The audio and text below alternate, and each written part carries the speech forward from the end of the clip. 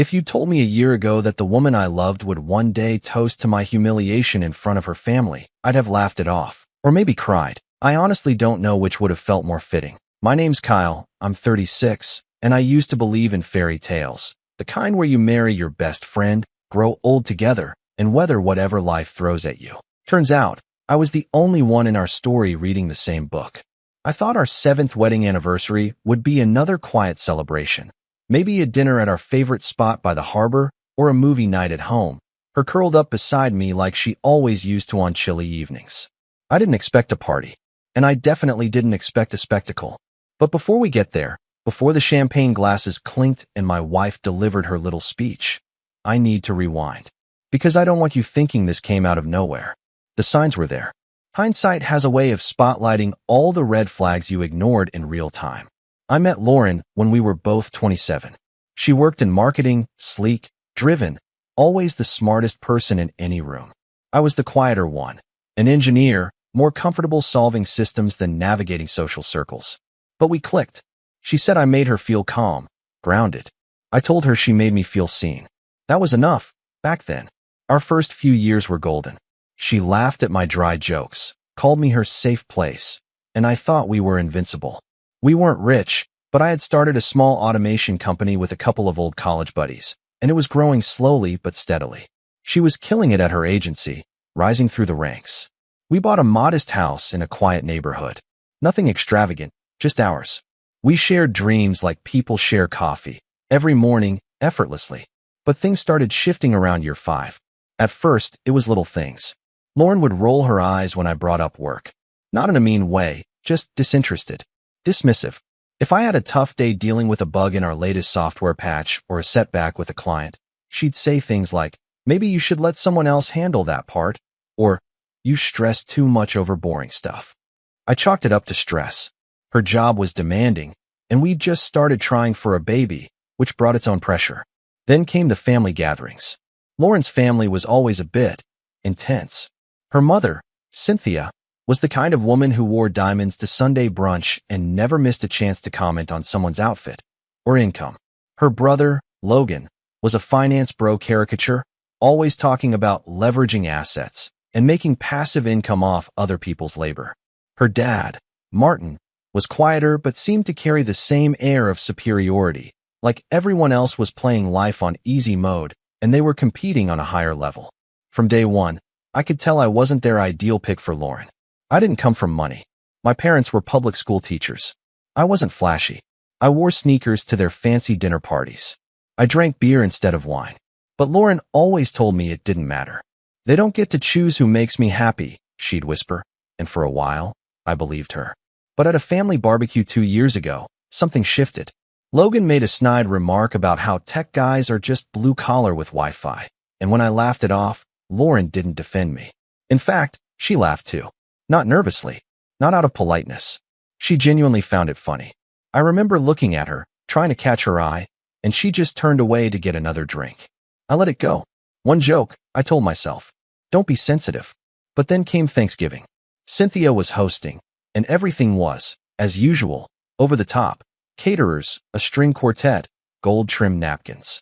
At dinner, Cynthia turned to me and said, "So Kyle, still tinkering with wires and circuits? Or has your little company finally gotten out of the garage?" She smiled sweetly, but her eyes were sharp. Lauren didn't say a word. In fact, she changed the subject to how Logan just closed a big deal in New York. That night, on the way home, I brought it up. I told Lauren it bothered me that her family treated me like some underachieving intern. She sighed. "Kyle, they're just joking. Can't you take a joke?" I asked her if she respected what I did. She hesitated, just for a second, but it was there. "I do," she finally said. "But let's be honest, your company isn't exactly Google." That one stung. Not because I needed her to hype me up all the time, but because I thought she saw how hard I was working, how much I was building, not just for myself, but for us. I started staying late at the office more. It wasn't to avoid her, not at first. I was just focused. We were on the verge of signing a deal with a major logistics firm. It could double our revenue. Triple it, even. I didn't tell Lauren right away. I wanted it to be a surprise. Meanwhile, Lauren's wardrobe got pricier, her attitude sharper. She started going out more, said it was for networking, but I noticed she always got home later than she used to, often smelling of wine and some overpriced perfume I didn't recognize. One night, I came home to find she'd cleared a shelf in our shared office for her new vision board. It was filled with quotes like, "Don't settle," "Level up," and "Comfort kills ambition." Her laptop wallpaper was now a picture of some woman in heels standing on the edge of a rooftop overlooking a skyline. It felt ominous, like she was mentally climbing away from me. I tried suggesting we do date nights again. She said she was too busy. I booked a weekend getaway. She canceled last minute for a girls' trip. I asked if we could talk.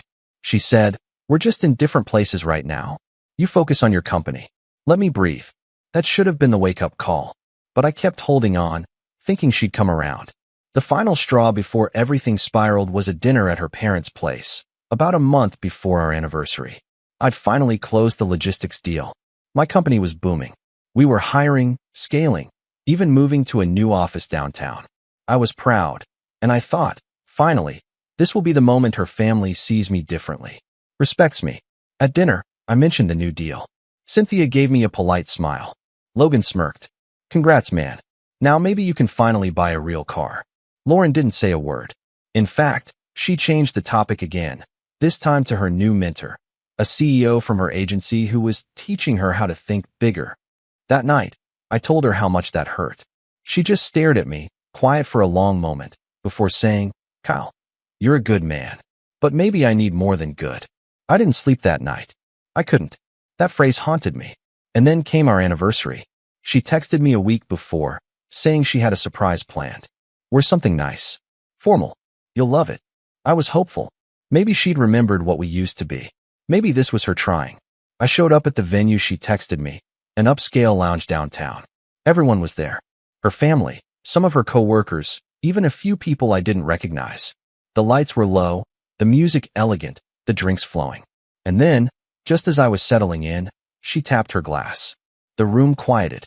She stood in the center, radiant, smiling like it was the happiest day of her life. "Kyle," she said, turning to me. 7 years. It's been something. Laughter. Nervous. Confused. I smiled awkwardly. "And now," she continued, "I think it's time for both of us to step into who we were really meant to be." She reached into her bag, pulled out a manila envelope. "I'm upgrading my life," she said, lifting her glass. "To new beginnings." She handed me the envelope. Divorce papers. And the room erupted in cheers. Her brother clapped me on the back and muttered, "Took her long enough." Her mother sipped her wine, clearly enjoying the show. I didn't say a word. I just opened the envelope, skimmed it, signed, and walked out. I didn't look back. The night I walked out of that anniversary party, something inside me snapped. Not in the dramatic, throw a glass kind of way. Quietly. Internally. Like a wire that had been stretched too far for too long had finally gone taut, and snapped with a sound only I could hear. I didn't cry. I didn't scream. I just drove. No destination, no music, just the hum of the engine and the occasional vibration of my phone. Her texts, I figured. Or maybe just spam. I didn't check. That first week was a blur. I moved into the guest room at my friend Marcus's place. He offered without asking questions. Just threw me a spare key and said, "Stay as long as you need." I needed that kind of quiet support. I couldn't deal with pity or pep talks.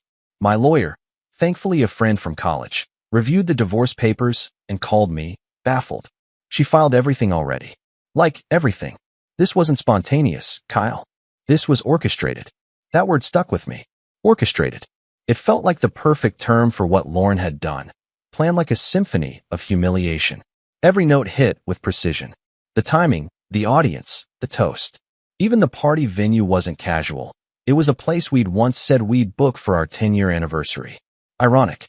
But here's the thing about me. I may be quiet. I may look like the guy who shrugs things off and keeps his head down. But I remember everything.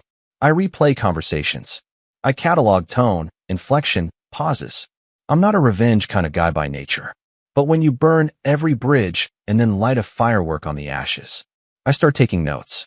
The weeks that followed were full of slow, quiet unraveling. I kept working. My company, Syncrobyte Systems, was doing better than ever. That logistics contract turned into 3 more. We brought on 2 new developers and a client liaison. I moved out of Marcus's place and into a short-term rental while house hunting. I didn't tell anyone from Lauren's circle where I was. I deleted mutual contacts, changed my number, even left social media. Radio silence. That silence made people nervous, apparently. A month after the party, Logan, her brother, texted me out of the blue. Yo, you good? I didn't respond. 2 days later, you being salty or what? I still didn't reply. Then came the Instagram post. Lauren, standing on a rooftop with a drink in hand and a new caption. Soft life season. No deadweight allowed. Hundreds of likes. Her mom commented, proud of you, sweetheart nail polished.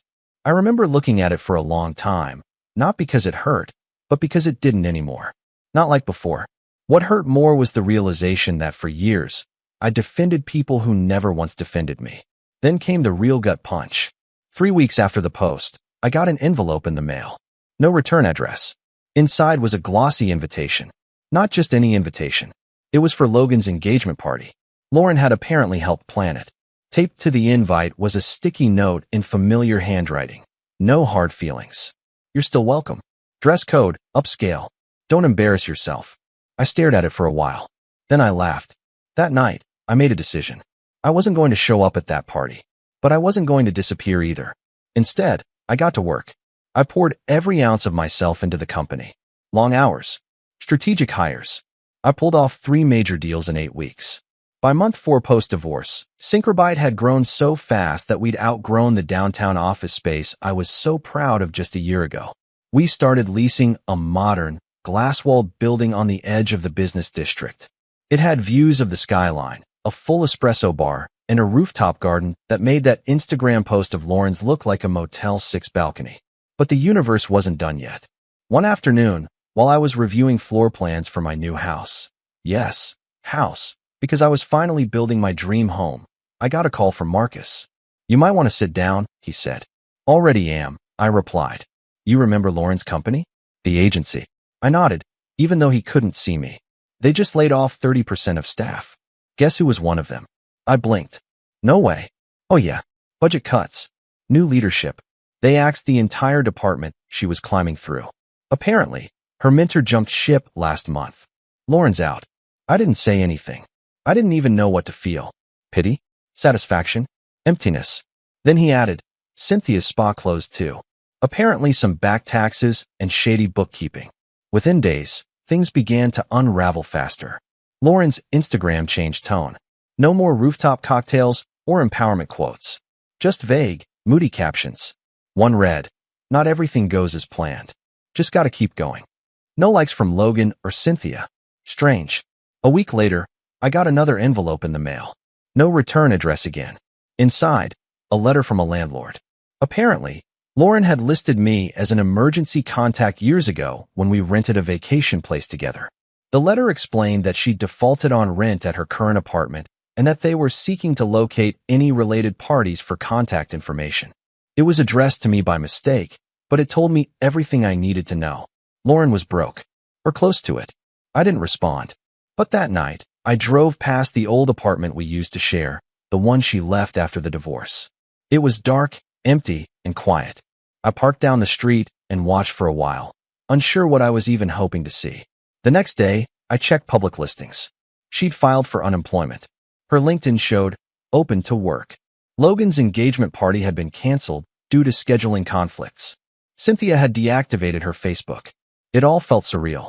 But I still hadn't heard from Lauren directly. Not until month 6. It was raining. I'd just gotten home from a late dinner with clients. My new place was finally finished. A sleek, 2-story mansion on the edge of town with a long driveway and a black iron gate. I pulled in, tapped the remote, and the gate started closing behind me. That's when I saw her. Standing in the rain, soaked, no umbrella, hair plastered to her face. She looked up as the lights from my car hit her. Lauren. She ran forward as the gate finished closing, her palms hitting the bars. Kyle, she shouted. I didn't move. I just sat in the car, hands on the wheel, heart suddenly heavy. She called again, this time quieter. Please, just talk to me. I didn't get out. I didn't even roll down the window. My phone buzzed. First 1 message, then 5. All from her. I'm sorry. Can we talk? I made a mistake. Please. I need help. I looked up at her, gripping the gate, crying. That same gate she'd metaphorically shoved me out of 6 months ago.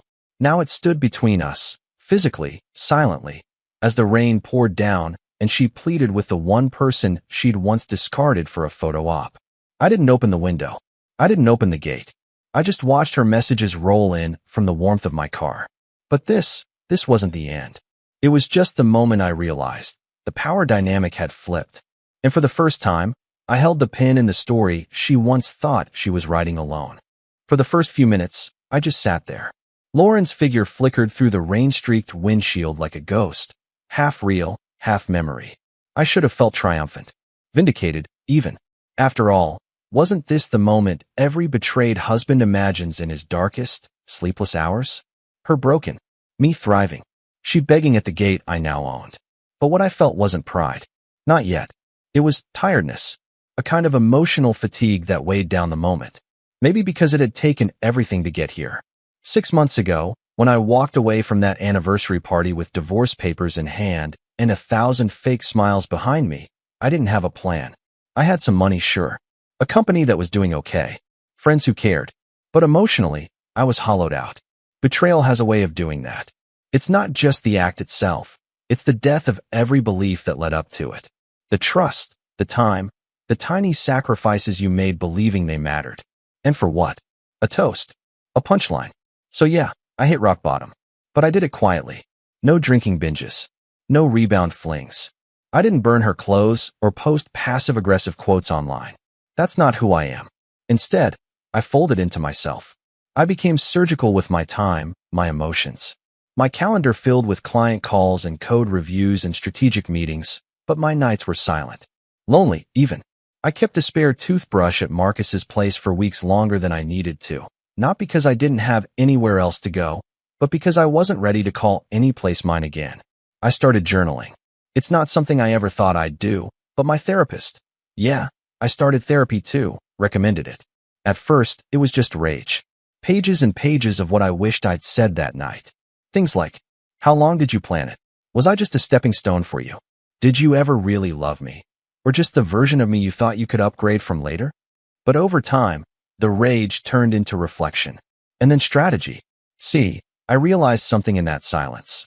I'd been shrinking for years. Playing small to keep the peace. Making myself easier to digest so Lauren wouldn't feel the need to spit me out. I had ambitions. Big ones. But I'd muted them because she once said, don't be one of those guys who thinks money fixes everything. So I worked hard, but never flashed it. I invested, but never celebrated. I'd downplay success so she wouldn't feel overshadowed. I was done with that. Synchrobyte had potential, serious potential. And now, without the emotional drain of a toxic home life, I could pour myself into building it properly. I hired a leadership coach. Not some cheap motivational speaker, but a guy who'd helped startups scale fast and clean. He worked with me 3 times a week. We tore apart my systems, rebuilt hiring pipelines, restructured the dev teams, and negotiated new performance-based contracts that scaled with growth. Within 2 months, we doubled our client base. Within 3, we landed a tech integration deal with a regional hospital system. I didn't just rebuild, I transformed. And it wasn't just the business. I started lifting again. Nothing crazy, just strength training 3 mornings a week. It helped clear my head, gave me something to control when everything else felt unsteady. I took a cooking class. I know, it sounds random, but I was tired of takeout and sadness sandwiches. And something about learning how to perfect a risotto felt oddly empowering. I cut contact with Lauren entirely. Blocked numbers. Blocked emails. My lawyer handled the divorce logistics. I paid what I needed to, but not a cent more. She tried to negotiate for alimony at one point, claiming she'd supported me emotionally while I built my business. My lawyer laughed in the meeting. You mean the company you publicly mocked at family dinners? We offered a flat settlement instead. She took it, and I bought land. I didn't just want a new apartment or a fancy condo. I wanted permanence. I found a plot on the edge of the city, quiet, elevated, with a view of the skyline. Hired an architect. Gave them my dream. Open spaces, clean lines, lots of glass and light. A home built for peace. It became my obsession. I'd leave the office at 6 p.m. sharp just to drive out to the construction site. Watched every beam go up like it was part of me. Sometimes I bring a thermos of coffee and just sit in my car, imagining furniture layouts and weekend barbecues with friends. A future without apology. Meanwhile, whispers about Lauren started to reach me. Apparently, her mentor bailed on her right before the agency restructured. The position she thought she'd be promoted into vanished. Her network shrank. People started avoiding her calls. She'd gotten a reputation for being, well, ruthless, and not in the flattering sense. In marketing, you can be cold, but you can't be careless. And Lauren had gotten careless. One contact told me she tried launching her own consulting brand. Lasted 3 weeks. No clients. A few Instagram posts, then radio silence. And then I heard about Cynthia's mess. The spa she owned with her sister had been audited. Some shady write-offs, missed taxes, and a whole lot of debt under Cynthia's name. She tried to offload some blame onto Lauren, but Lauren wasn't listed as an owner. Cynthia ended up downsizing her home. Logan had to cancel his engagement party, not because of scheduling conflicts, but because the bride-to-be found out he'd been gambling their savings on crypto projects. It was like the whole family had built their lives on a pile of glitter and glass, and now the rain had come. But even then, I kept my distance. Until the house was done. Until I stood on that rooftop patio, looking out at the skyline with a glass of bourbon in hand, feeling something I hadn't felt in years. Peace. Not happiness, not yet, but peace. Then came that night in the rain. Lauren, soaked, begging, hands wrapped around the iron gate like a penitent trying to enter a sanctuary she once desecrated. And still, I didn't open the gate. I couldn't. Not yet. Because something about seeing her like that, so small, so desperate, flicked a switch in me. I remembered how she used to talk about me to her friends. The little comments like, he's great, but not very ambitious. Or, I love him, but sometimes I feel like I'm dragging him up with me. And now here she was. Homeless. Jobless. Crying. Not on some symbolic level, but literally crying in the rain outside the mansion she never saw being built. The old Kyle might have cracked. Might have pitted her. Might have thought this was his chance to be the bigger person. But the man she discarded at that party was gone. Buried under 6 months of silence, steel, and self-respect. I didn't let her in that night. But I didn't delete her messages either. I went inside. Took a hot shower. Ate reheated chicken marsala I'd made the night before. Sat at the grand oak desk in my study and opened my laptop. And then, out of morbid curiosity, I clicked on her LinkedIn. Still open to work. Still nothing new. Then I saw her new post. Just 3 lines. I messed up. Burned bridges I thought I'd never need again. If anyone's hiring, I'm available. Humbled. Ready. Dozens of reactions. A few "you got this" comments. But no offers. I closed the tab. Then my phone buzzed again. Another message from her. I'm sorry. I don't need anything. Just closure. Please. I didn't reply. I stared at the blinking cursor in the message box for a long time, my fingers hovering over the screen. But I didn't type. Instead, I looked around the study. Custom bookshelves, walnut flooring, tall glass windows with stormproof blinds. A house not built for revenge, but for a man who finally knew his worth. And for the first time in a long time, I didn't feel like I owed anyone anything. Not even closure. Not yet. The rain had stopped by morning, but the dried streaks of it on my gate and the muddy footprints just beyond it lingered like evidence. Evidence that she had been there. Evidence that she'd been willing to stand in the cold for over an hour, trying to catch my attention, something she used to take for granted when we were married. I didn't tell anyone about the visit at first. Not Marcus. Not my team. Not even my therapist. I needed time to process what it meant. Was it desperation? Manipulation? Guilt? Or maybe just her final Hail Mary because she had nowhere else to go? Whatever it was, it woke something in me. Not hate. Not pity. Just clarity. For months I'd been focused on rebuilding. On healing. On protecting my peace. But now, something had shifted. She had tried to publicly destroy me, and I had survived. Thrived, even. But survival wasn't the end. There was one piece missing. The final turning of the knife that would ensure I was never seen as the same Kyle she once mocked. I didn't want revenge for revenge's sake. I wanted something cleaner. Something permanent. Not a spectacle. Just justice. Something that would shift the story from Kyle the ex she humiliated to Kyle, the man who rose from ashes while she drowned in smoke. So I started planning. Step 1. Information. You can't fight what you don't understand. So I reached out to someone I hadn't spoken to since the divorce, Devin. Devin was Lauren's ex-coworker, someone she used to trash talk all the time. Called her too soft, too sentimental. But Devin had always been kind to me, and she messaged me after the divorce to say she was sorry for what Lauren did. I'd never responded. Now, 6 months later, I dug through my old messages, found hers, and sent a reply. Appreciated your message. Hope you're doing well. Quick question. Did you ever end up at StratEdge Agency? She responded within minutes. Hey Kyle. Wow, long time. Yeah, I'm at StratEdge now. Been here about 4 months. What? Just curious. Heard Lauren tried applying there. Another ping. She did. Came in strong, name dropped all over the place. Didn't go well. Our manager remembered her from a pitch where she undermined the client to their face. Total red flag. Did she know you were there? Yep. Tried to pretend like we were besties. HR wasn't buying it. What's going on? I paused. Just gathering context. Thanks for being honest. Always. You deserve better. That was the first breadcrumb. Lauren's reputation had followed her, and not in a good way. The industry was smaller than she realized, and burning bridges had cost her more than just job offers. Her name had become synonymous with risky hires and unpredictable behavior. Step 2. The public image. Lauren used to live for perception. Her Instagram, her LinkedIn, her social circle, all curated like museum pieces. But now that the pedestal had crumbled, I wondered how much of her world still saw her as the woman who upgraded her life. So I called Marcus. I need a favor, I said. Name it. I want to host something. Quiet, private, but strategic. He chuckled. You mean like a revenge party? Not exactly. More like a soft launch. Let people see what I've built. Let the right people be in the room. Got it. Who's on the guest list? That's where it got fun. I started listing names. Former clients. Industry contacts. A few of Lauren's old colleagues who'd reached out after the divorce. Even Cynthia's former partner at the spa, the one she burned when the audit happened. The goal wasn't to flaunt success. It was to reclaim the narrative. To remind people that I wasn't some quiet guy who got dumped. I was a builder. A leader. Someone they wanted to align with.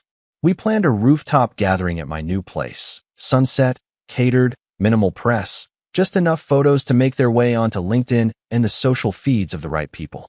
Step 3. The chessboard. It wasn't just about Lauren anymore. It was about the whole toxic ecosystem that had enabled her behavior. Cynthia, with her snide remarks and passive-aggressive digs. Logan, with his smug superiority and fragile masculinity. And Lauren, the queen of the show, who thought life was just a sequence of power plays. I started making subtle moves. A contact of mine in real estate mentioned that Logan had been shopping for investment properties but didn't have enough liquid capital since the failed engagement. So I made an anonymous cash offer on a place he was eyeing, just high enough to price him out. When he lost the deal, I heard he blamed the system. I didn't correct him. Cynthia? She'd been trying to open a pop-up version of her spa business in the same shopping district where my company was headquartered. She was in talks with a leasing agent I happened to know personally. I invited the agent to my housewarming.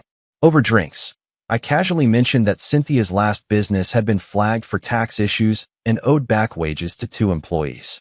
The lease offer was rescinded within the week. But none of it felt as satisfying as it should have. Because Lauren was still out there, somewhere in between regret and desperation. And for all the ways I could maneuver behind the scenes, I knew the final act needed to be direct. It had to be personal. She sent another message 2 weeks after the rain incident. I understand if you never want to speak to me again, but I'm not asking for money. I just want you to know I'm sorry. Still, I didn't reply, but I kept the message. Then she called. The number showed up as unknown, but I knew it was her. I didn't answer. She left a voicemail. Hey, I don't know if you even listened to these, but I had to say this. I was cruel. I know that now. That party. I thought I was making a statement, but all I did was destroy the one person who actually cared about me. I'm not asking you to forgive me. I just wanted you to hear that I know what I did. I miss you. Not the money. Not the house. Just you. I listened to it twice. Maybe 3 times. Still didn't respond. Because this wasn't about closure anymore. It was about setting the board for the final play. The party was 2 weeks away. I spent that time tightening every detail. Not just the event, but my image, my company, my circle. I gave interviews. Quiet ones. Business podcasts, startup blogs, nothing flashy. Just enough buzz. just enough movement. And then, without fanfare, I sent out one last invitation. To Lauren. No note. Just a card with my name, the date, and the address. I knew she'd recognize it. I didn't know if she'd come. But if she did, she'd be walking into a room filled with the very people she once used to impress. People who now respected me. Not because I was flashy, but because I had built something worth respecting. This wasn't revenge. This was reckoning. The day of the party arrived without drama. I woke up early that morning, the sky still gray from the fading mist of dawn. My house, my mansion, if we're being technical, stood calm and elegant, like it knew something important was about to happen. I walked barefoot across the polished oak floors of my home, coffee in hand, checking last-minute details. The catering staff arrived at noon, the event planner an hour later. By 3, the rooftop garden was transformed into something out of a magazine. Warm string lights, soft jazz playing, candles flickering in hurricane glass. Minimalist perfection. Marcus arrived early, as always. He stood on the balcony in a navy suit, sipping whiskey, his expression half amused, half impressed. Big night, he said. Not for me. I replied, adjusting my cufflinks. It's just a party. He smirked. Right. By 6 p.m., guests began to arrive. Quiet murmurs. Laughter. The clink of glasses. Some I hadn't seen in years. Others were industry heavyweights I'd only recently begun working with. Everyone shook my hand a little longer than usual. Everyone looked at the house a little too long. That was by design. The whispers started early. Have you seen this place? Is this Kyle's? Did you hear about the expansion? I smiled politely, played the host, and offered refills. I wasn't trying to boast. I was just letting the silence speak for itself. At 7:13, she arrived. Lauren. She stepped onto the rooftop in a black dress that looked borrowed. Her hair was tied up, a few strands falling loose in a way that used to feel deliberate. Tonight, it looked accidental. She was thinner than I remembered. Not sickly, just faded. As if the brightness she once carried had flickered out, leaving the frame intact but the soul dulled. She scanned the room until she saw me. Our eyes met across the crowd. She didn't smile. Neither did I. For a moment, the room hushed in my mind. The kind of tunnel vision you get when something irreversible is about to happen. But then the moment passed, and the music, the chatter, the evening continued. I walked over calmly, a glass in each hand. Pinot Noir. I asked, offering one to her. She hesitated, then took it. You look good, she said. So do you, I replied. A lie, maybe. But I didn't need to win on that front. We stood at the edge of the balcony, overlooking the skyline. The same skyline she used to post on Instagram, quoting motivational nonsense about owning your future and upgrading your life. The same skyline that now sat beneath my feet, not hers. Why did you invite me? She asked finally. I took a sip. Because I wanted you to see the view. She didn't speak right away. Then, I'm not going to beg. I already did that. I know. She turned to face me, her voice quieter. I was stupid, Kyle. I thought I needed more. I thought you were holding me back. You didn't just leave, I said. You staged it. You choreographed my humiliation like it was some performance art. She flinched. Good. I know, she whispered. Was it worth it? I asked. Tears welled up in her eyes. She blinked them away quickly, embarrassed. I thought I had it all figured out. The job, the status, the future. She laughed bitterly. Turns out, I had no idea how fragile everything was. I didn't respond. She didn't deserve a comforting word. But I did listen. That much I could offer her. Then she asked the question I'd been waiting for. Is there any part of you that still misses me? And there it was. The opening. I looked at her for a long time. Studied her face. Not the one I fell in love with years ago. That woman was gone. This one, this version, was just the echo of who she used to be. I said. For a while. A pause. But then I realized the version of you I missed never really existed. Her eyes filled again. This time, she didn't blink it away. I thought I was upgrading, she said. That night, it was supposed to be my moment. And now, I lost everything, she said. I live with a friend. I can't get hired anywhere. Even my mom won't return my calls unless I promise her money I don't have. That's not my fault. I know, but I don't know how to move forward. Another opening. And this time, the final one. I leaned in slightly, lowering my voice. You don't move forward by dragging someone back in. Then I reached into my jacket and pulled out a small, cream-colored envelope. She looked at it, confused. What's this? Your chance. She opened it slowly. Inside was a check. $10,000. Her eyes widened. Kyle, I didn't come here to ask for. It's not a gift, I said, interrupting her. It's payment. For what? I nodded toward the party. This entire event was about perception. You showing up here completes the picture. You came in from the rain. You saw what I built. You were civil. We spoke. It closes the loop. She stared at me, stunned. I needed everyone to see that chapter closed. Not a dramatic fallout. Not a tragic story. Just done. You being here gives me that. The check is compensation for your role in that closure. She held the check like it burned her fingers. You're buying closure? She asked, almost offended. No.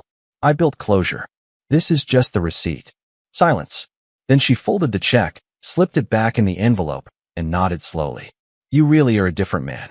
No, I said. I'm the same man you underestimated. That's the difference. With that, I turned and walked away. Back to the warmth, the laughter, the people who saw me for who I was, without needing me to shrink to fit their expectations. I didn't look back. Later that night, after the guests had gone and the lights were dimmed, Marcus joined me on the balcony again. Well, he asked. She took the check. He raised an eyebrow. Seriously? Yep. Slipped it in her purse like it weighed 10 pounds. He laughed. You're colder than I thought. I'm not cold, I said, sipping the last of my drink. I'm just finally done playing the fool. And in that quiet moment, overlooking the city that once seemed so far away, I felt something shift. Not vengeance. Not victory. Just peace. The kind of peace that comes when the storm is over, the flood has passed, and you're standing on solid ground. Alone, but free. And that, I realized, was the real upgrade. Not her life. Mine.